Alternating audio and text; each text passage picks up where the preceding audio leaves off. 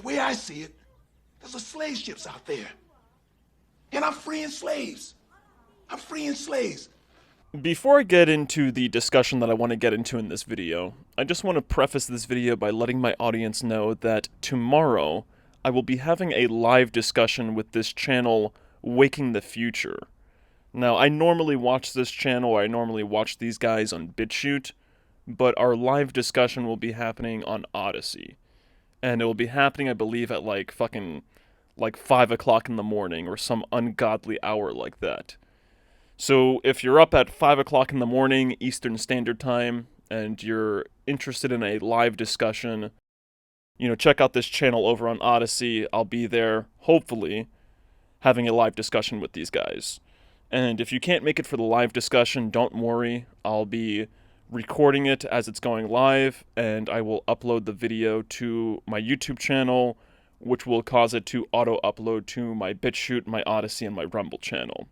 So with that out of the way, I want to now talk about some very important information that nobody in the truth community, or in the alternative community at all, ever talks about. I don't think I've ever heard a single person in the alternative truth community, or at least in the alternative media community, discuss this information.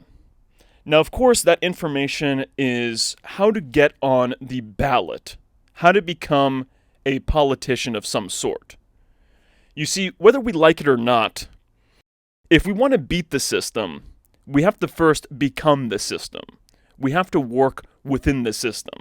Running away to some anarchist delusion is never going to help us. It's just going to cause the system to inevitably crash like they want it to crash, and it will cause them to then take over the next system. So running away is not an option.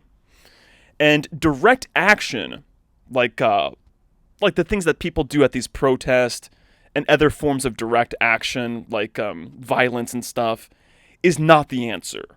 Any form of direct action is just gonna either fall on deaf ears, or it will be used to make us look like bad guys. Direct action is not the answer. And by the way, running away is also a form of direct action. We're only going to solve this problem via indirect action.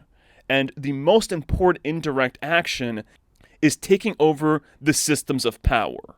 I know all these people, who are probably mostly shills, want you to think that power corrupts and that becoming a politician is one of the worst things that you can do. When in reality, it's one of the only things that we can do. One of the only things that we really can do is take over these positions of power. And I know that there are people, especially on the right side of the spectrum, who want you to think that elections are meaningless, that there's no way that you can win an election, that they're completely and totally rigged. While there may be some truth to that, however, even if that is true, the more people who run for office, the more people who are involved in the election process, the more likely that corruption will bubble to the surface. So it's really important for us to run for public office, for people who are really outside of the establishment to run for office. And the only way we're going to be able to do that is if we have the information for how to run for office, for how to get ourselves on the ballot. Now, I've been meaning to do a video on this for quite some time. I myself, I want to run for some political position after I'm finished with graduate school and after I have a couple of years of an actual career under my belt. But there's a whole bunch of people in the alternative community who I always ask myself, why has this person not run for some political office? Perfect example, Alex Jones. Alex Jones could have easily ran for political office in Texas. He has a huge following, especially in Texas and especially in red states. So you have to ask yourself, why has somebody like him not attempted to obtain some political power so that he can really affect change? Of course, he can, I don't know the rules and regulations for candidates, but AOC streams on Twitter all the time. Trump was tweeting all the time. So I'm sure if Alex Jones did obtain some political office, he would still be able to spread his message of supposed truth to his listeners. So you really have to ask yourself this. One, why do these alternative voices not work harder to get real candidates on the ballot? Like these alternative voices, every year, or at least every election cycle, they should be letting people know, here are the petitions that you have to have filled out. Here is how you have to have them filled out. Here are the dates you have to have them filled out by. Here are the places you have to turn them into. And these are all the deadlines you should be aware of. Why have none of these alternative voices done this? To me, it's some of the most important information. Like, for example, I covered this Tim Truth video the other day of Tim Truth showing that protest in New Zealand, right? And you have all these protesters in the street who are demanding an end to the government, or they're demanding a change to the government. And it's like, wait a second, look at all of you. Why don't you guys organize politically? And not just on the streets, but why don't you really organize on getting yourselves on the ballot? You know, why don't you organize, have a clear, cohesive message that isn't too radical or too extreme, and get yourselves on the ballot? Now, I know, once again, I will say this once again, I'm very familiar with all the information and all the happenings out there, and how there are some people who attempt to get on the ballot, and then they run into some, what appears to be insurmountable hurdles, or some insurmountable blocks by the establishment. And of course that's going to happen. But that doesn't mean that we give up. That doesn't mean we say, hey, look at this person over here. She tried running for office, or he tried running for office, and they prevented him in this way and that way. Okay, once again, that's not an argument. Okay, that happened to that person. But just because it happened to that person, just because we fall off the horse, doesn't mean we stay off the horse. Doesn't mean that we give up and become more radical and more extreme. And of course, this doesn't just apply to the alternative media.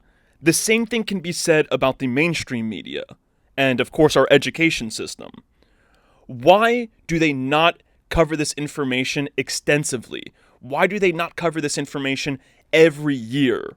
They'll cover things like Ben Affleck and Jennifer Lopez, or what I think that's her name, Jennifer Lopez. They'll cover news about them getting back together. They'll cover news about Britney Spears showing her body naked, and all of this completely mindless stuff that you'll find in the mainstream news. But they won't cover incredibly important information that pertains to our nation's democracy. I mean, they're so concerned about our democracy, but they seem to spend very little time informing the public as to how they can really participate in that democracy. And of course, the answer to my question as to why they don't do this is very obvious. Well, one, they don't want to have their political friends face real opposition. That's for the mainstream media. Now, for the alternative media, for these alternative voices, I can't really speak for them, but I have some theories. One theory is that they don't run for office because they're already doing the job that they've been instructed to do. You know, they have a role to fill because they're part of this bigger club, and they have to stick to that role. That's at least one theory that I have. That's one theory that I have why some of these people, some of these alternative voices, with tens of thousands of subscribers and followers, in some cases hundreds of thousands of subscribers and followers, and a huge influence, they have a massive platform. This is why I think that they don't actually run for political office.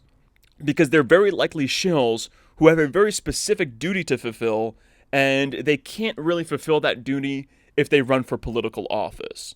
And not only can they not fulfill that duty when they run for political office, but they probably also know that if they do run for political office, they'll have to sell out. Like, they'll run for political office, they actually won't do the things that they say that they're going to do, and they'll just follow the club's bidding, but then it'll become way too obvious when they're in political office. It'll be like, oh, wow, look, you got this political power, and you haven't actually done anything that you said you were going to do. So that could also be a possibility. But anyway, I'm going to end this video now, because now I'm just kind of getting into the realm of speculation and my opinion.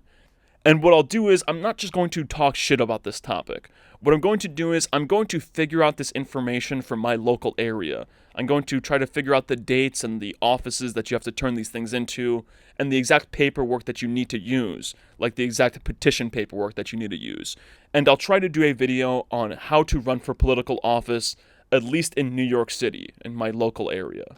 But until then, I'll just keep making random videos of my choosing.